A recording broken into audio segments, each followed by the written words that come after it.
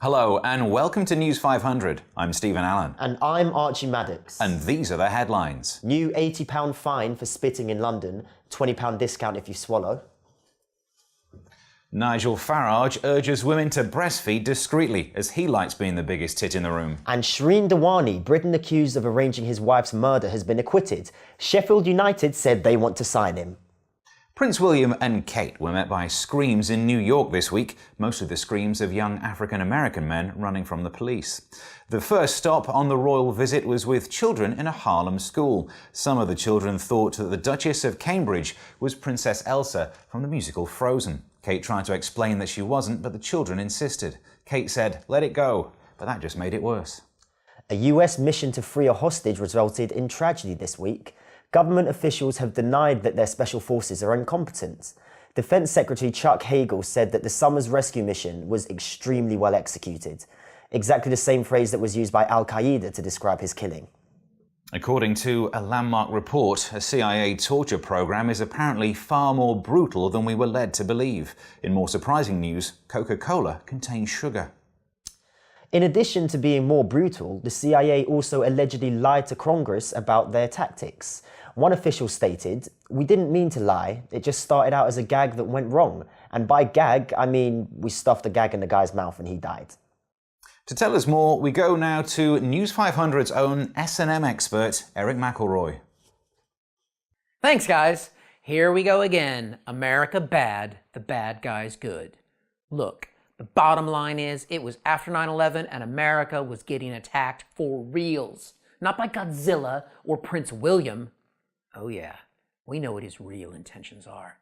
So yes, it was kinda torture, but it was humane torture. The CIA waterboarded prisoners with bottled water. I mean, have you been to the Middle East? If you're waterboarded straight from the tap, not only are you gonna feel drowned, you're gonna get diarrhea. The CIA even had special taps installed, labeled clearly, suitable for waterboarding. The last thing the agency would want to do would be to violate health and safety. Look, we've talked to a number of prisoners, and they were always thankful to be in U.S. custody. Does anyone want to get tortured the Canadian way? After being forced to listen to Justin Bieber, you're begging to get waterboarded just to drown out that little cunt. Some prisoners we talked to really enjoyed their time in CIA custody. It was just a shame that their safe word was die infidels. On the plus side, we have learned that the prisoners have been allowed to keep all their frequent flyer points from being flown from one secret CIA site to another. I would die to get those miles. And some of those men probably did. Back to you, Steve. Thanks, Eric. Conservative MP Nigel Mills has been caught swiping away on Candy Crush during an important committee hearing. Better than the guy next to him who was swiping through cocks on Grindr. Do you know, I've done that. I was playing Candy Crush just the other day. Not the mobile game, I just wanted to make those kids cry. Alex Salmond is going to run for UK Parliament. He's often said Westminster was full of blustering and bullying, so he should fit right in. Nigel Farage blamed high levels of immigration on the M4 for missing his Meet the Leader event this week. Immigration advocates acknowledge the crowding problem, but argue that with the increase in immigrants, we can now start travelling on the M4 by crowd surfing.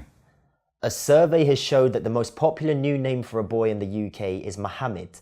UKIP said that this is a sign the country is losing its British identity.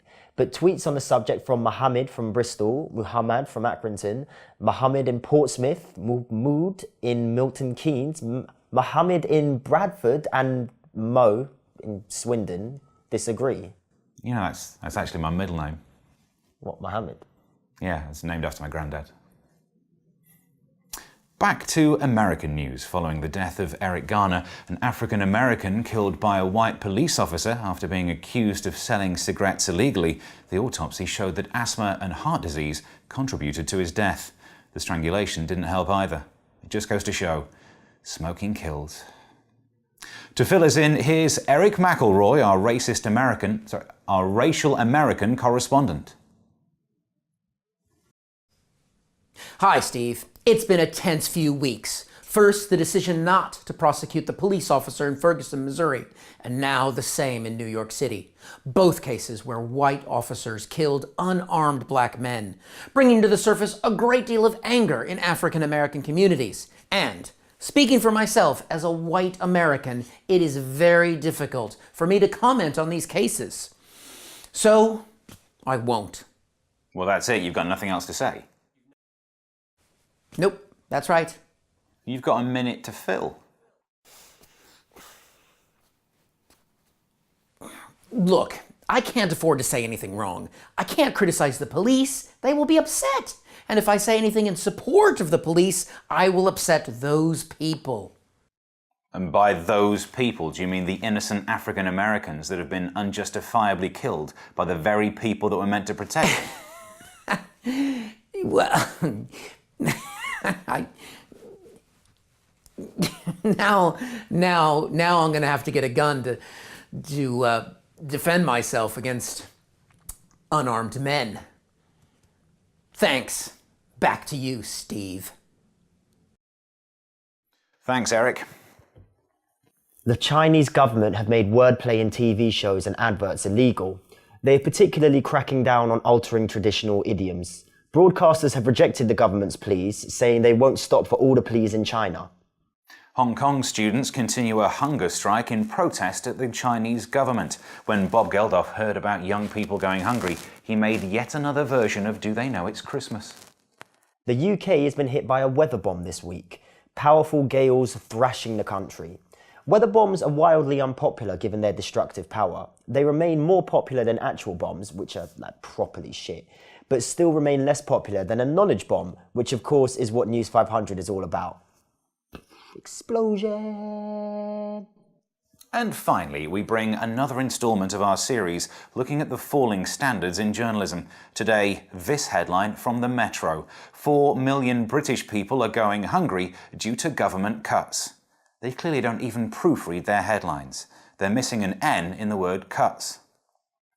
That's all from News500. To get your regular fix, subscribe now. The week's news in 500 seconds.